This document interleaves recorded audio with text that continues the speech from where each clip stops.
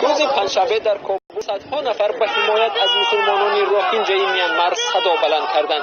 جمع آمدگان در مرکز کابل راهپیمایی نموده برنده جایزه صلح نوبل آنگ سان سوچی را که عملا رهبری میانمار باشد محکوم کردند.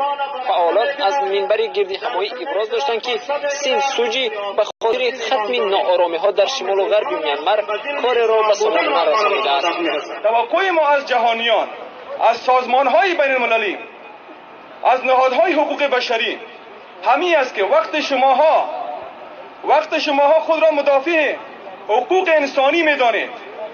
پس بیایید از حقوق اقلیت‌های مسلمان در دنیا دفاع بکنید. موج اخیر ناآرامی‌های میانمار 25 آگوست آغاز یافت. آن زمان گروهی از آشوبگران روهینجا بالای پاسگاه پلیس حمله کردند. مقامات میانمار گزارش دادند که در خشونت‌های بعدی کمش 400 کس کشته شد. آنها می‌افزایند که مسئولیت خشونت‌های اخیر به دوش آشوبگران است. اما مسلمانان روهینجا اصرار می‌ورزند که ارتش توسط آتش زدن پناهگاه‌ها و کشتارها سعی دارد آنها را به فرار وادار کند. ده‌ها هزار مسلمانان روهینجا برای دریافت پناهگاه به بنگلادش